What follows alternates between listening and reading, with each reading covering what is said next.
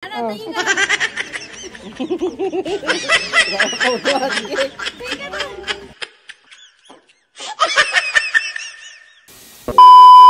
Napakabibo nga talaga ng batang ito, si Brielle. Samahan nyo nga pala kami sa aming day 3 dito sa Baguio. At syempre as usual, dahil nga umaga na ay kakain na nga kami ng umagahan. Pagkagising nga pala namin ay dumediretso kami agad dito sa sala para magluto nga pala ng aming uulamin. Ay, si Besiwap nga lang pala ang nagluluto. Nakakaloka nga dahil nung uminom nga kami kagabi ay eto pa rin yung yelo, hindi pa rin siya nalulusaw. Grabe talaga dito sa Baguio, para talagang may ref. Bukod nga kasi sa malamig dito ay napakalamig nga rin ang tubig nila. 3 days and 2 nights nga lang pala talaga yung balak namin, kaya nga lang ay mukhang nabitin nga ang mga boss. Nag-extend pa nga kami ng 1 day, kaya naman eto ay for dalaba nga si Boss Ayan. Kung sa bahay nga ay hindi naglalaba ang mga boys, dito sa Baguio ang uso kapag ka nag-extend ka ay sila na ang maglalaba dahil sila rin naman ang may gusto. Pagkatapos nga namin gumayak at kumain ay pumunta na nga kami dito sa Cannon Road para nga puntahan ang Lion. Grabe nga talaga yung daan dito dahil talagang bangin na bangin yung babagsakan mo.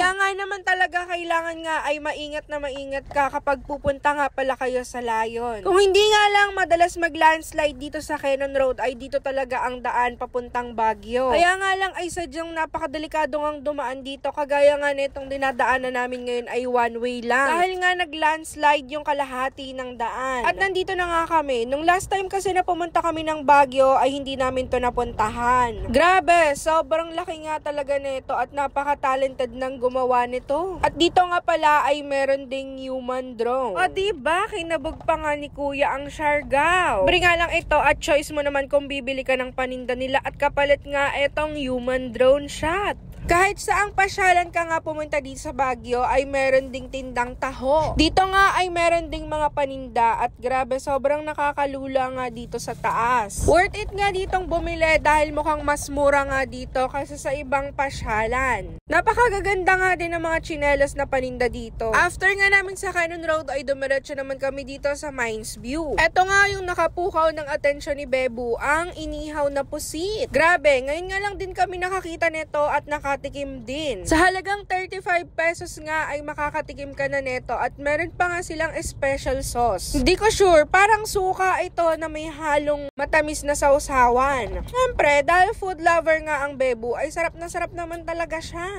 Pinatikim na nga niya sa akin to at malutong nga din. Para ka ring nagpirito pero parang mas masarap to kasi may smoky flavor. Diretso na nga kami dito sa loob ng Mines View para nga makita kung anong meron dito. Siyempre, para ma-enjoy na din naman namin. Dito nga pala ay may entrance fee na murang-mura lang. 10 pesos nga lang pala ang entrance para sa adult at 5 pesos naman para sa kids. Dito nga rin pala matatagpuan ang malaking dog. Pwede kayong magpa-picture. Kaya lang hindi na nga kami nagpa-picture dahil ang inuna nga namin ay ang mag-picture sa magandang view at syempre ang telescope nila. Enjoy na enjoy nga ni Boss Billy, Boss Ayan at ni Bebu ang telescope. Mukhang may nakikita nga silang kakaiba. Mukhang iba na nga ang iniispatan nila sa mga bahay na to. Sa halagang 50 pesos nga ay makakakita ka na ng chick sa loob ng bahay. At unli mo pa nga magagamit ang kanilang telescope. Pwede na nga lang sa'yo kung gusto mo ay hanggang gabi ka dito. Bukod nga sa Right Park ay meron nga din ditong mga horse na iba't iba ang kulay ng hair. Di nga rin kayo magpa-picture sa halagang 100 pesos. Pwede mo ring sakyan, kaya lang kapag ka nasipa ka ng kabayo ay problema mo na yun. Siyempre, dito nga rin pala ay pwede kang magsuot at mag-rent ng kanilang Igorot costume. Halagang 50 pesos nga ay member ka na ng Igorot. Eto ngang si Bebu ay libre na lang. Charot! Si Bebo nga pala ay madalas napapagkamalang Bombay. Bombay na hindi pwedeng magpautang. At eto nga, syempre, ang napakabibong Bebe Brielle. Nagulat na nga lang kami dahil pipicturan nga lang pala namin sila. Bigla siyang nagsasayaw. Di ko nga alam kung saan nga ba niya ito napanood.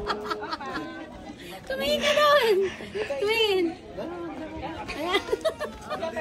Nakakatawa nga dahil napakabibo niyang bata. Dito nga rin pala sa Mines View ay maraming tindang mga halaman at mga bulaklak. Kung meron nga kayong tita at nanay na plantita, nako, i-ready nyo na ang inyong bulsa. Pagkatapos nga namin pumunta ng Mines View ay dito naman kami pumunta sa Jollibee. Naisip nga namin na mag-take out na lang ng aming lunch. Nakakatawa nga dahil matanda na pala itong Jollibee na ito.